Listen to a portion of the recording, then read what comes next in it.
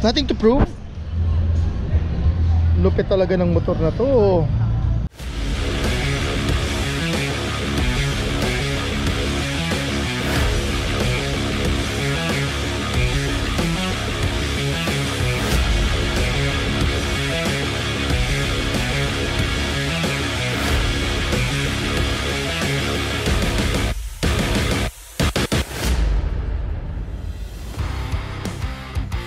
Good afternoon mga Pards, at nandito tayo ngayon sa Honda Safety Riding Center, and we will be having a special day today dahil we will be riding a very special bike. At the same time, very special for me. Diyan office ko dati, so this is very special for me dahil itong motor na to, ako pa mismo ang nag-launch. Kung mapapansin nyo, nandito tayo sa East Service Road, so that's expressway already. This is PS Lex and then Skyway sa taas, and then Service Road. Anong motor yon? Eto! Shoutout kay Vic.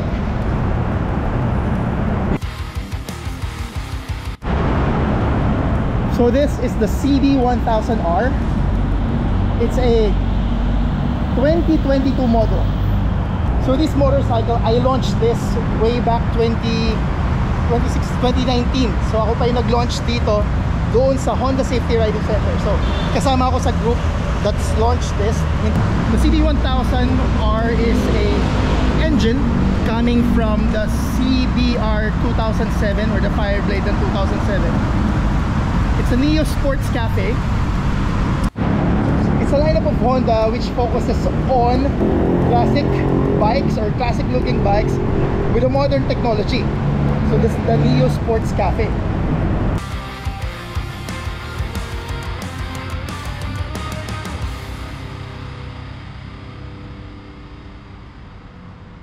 Aside sa first time kong maride to, this will also be the first time na isa-start siya. Ayan, start natin. Wow!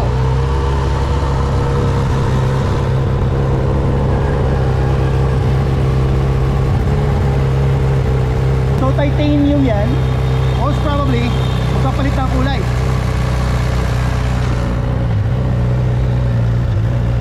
This will be our ride. Bomba!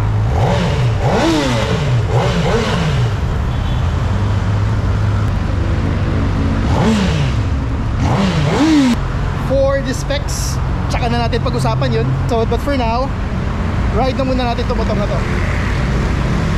Tara, ride tayo!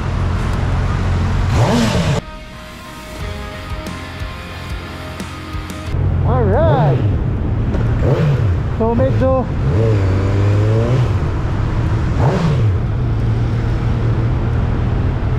maulan. Yes. Pero gaan ha.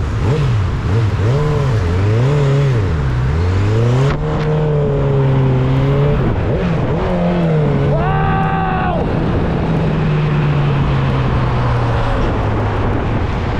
So this is a 1000cc bike.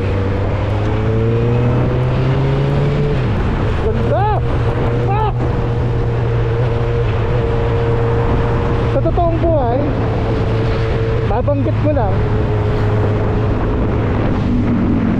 this is my top 2 favorite bikes of all time. So this is really fresh. Ayun pala yung tinatakbo niya oh.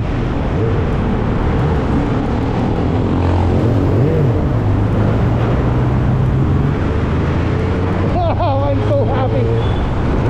Woo! So i-ride natin ito pa uwi, sharing with you guys. At currently binabaybayin natin ang East Service Road pa South. Repeat! So ang engine ito came from the CBR 1000R na Fireblade, na kung saan meron din tayong motorsiklong ganun. We had that before at pinag-iron ba din natin yun. Ginamit natin sa endurance. Grabe. O yun na nyo, fresh na fresh. Napakaganda ng panels. I love this bike. Hindi naman ito magiging top 2 kung hindi ko talaga ito gusto, di ba? Stance wise, of course, this is a standard bike, or still standard in terms of stance. Medyo aggressive ng konti dahil medyo sukob, pero okay lang, manage na manage. Wide yung handlebars, hindi naman ganun nakakangalay, pero nandun talaga yung power. Siyempre 1000cc eh. Ang motor na to is kuya ng CB650R, na kung saan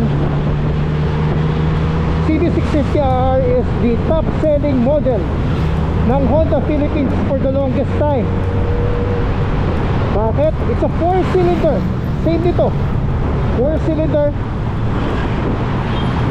Angas ng tunog. Yan naman yung gustong gusto ng mga Pilipino, yung angas ng tunog. Papunta tayo ng Alabang galing Bikutan. So most probably, since kaka-release lang nito, wala pa tayong RFID, so mag-i-east service road lang muna tayo. At the same time, i-enjoy din natin kasi yun, makakapag-ride pa tayo ng medyo matagal-tagal. At patitest natin sa traffic kung sakaling mangalay po rin hindi. Pero alam ko na to. The only positive thing about this bike is of course angas, forma, and of course power. That's why I love this bike, hands down.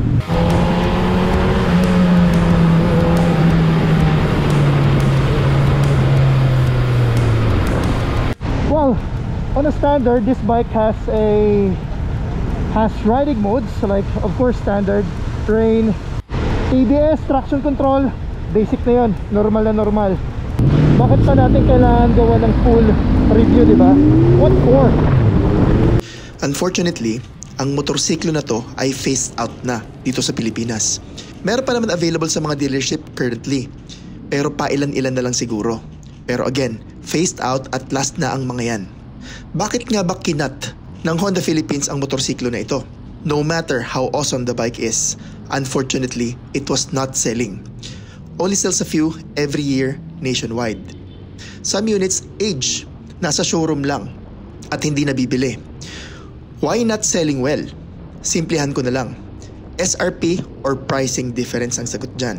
Practically speaking, ang SRP ng CB1000R is 865,000. Compared with the other competing models, even internal model na lang sa Honda Philippines big bikes lineup.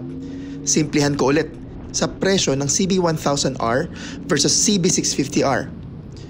Halos kaya mong bumili ng dalawang CB650R, di ba? Of course, magdadagdag ka pa. Pero ganito na lang, if you have 865,000, instead of buying one CB1000R, bibili na lang siguro ako ng CB650R sa halagang 524 and isa pang big bike na ibang category naman like NX500 siguro na adventure bike naman. Dagdag na lang ako ng 68,000, may dalawang motor na ako. Meron akong street bike at the same time, meron na rin akong adventure bike na magagamit ko naman pang long distance. But that's just me. Sa tingin nyo mga pards, kayo, ano sa tingin nyo bibili nyo sa 865,000? Sabihin na natin sa mata ng karamihan, halos hindi nagkakalayo ang itsura at tunog nila. Parehong 4-cylinder, halos pareho ang itsura ng tangke at headlight, overall, halos pareho ang itsura nila. Neo Sports nga, di ba? But this is a rare bike. Sobrang bihira ka lang makakita sa daan compared sa ibang mga Japanese bikes na 650s na nakikita sa daan. Especially CB650R. Siya nga pala, the CB650R is the #1 selling big bikes lang naman dito sa Pilipinas. Pero sa totoo lang, iba pa rin ang appeal at dating ng CB1000R. Kahit malakas sa gasolina, iba pa rin ang dating niya. Meron tayong iba-ibang opinyon. Siguro, yung iba, depende din sa pinansal na kakayahan, pero ano't ano man, importante ay ini-enjoy natin ang mga motor na nira-ride natin. CB1000R, salamat at paalam.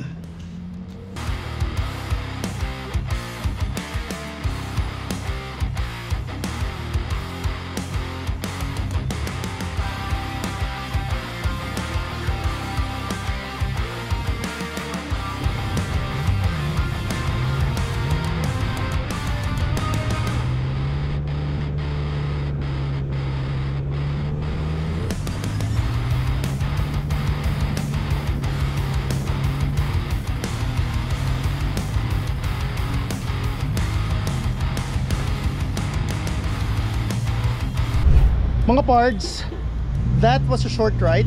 Nakakalungkot pero there's a big reason, of course.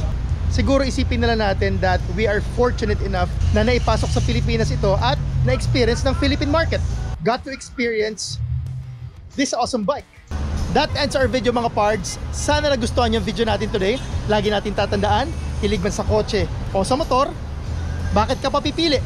Hard work pays off. Pwede both.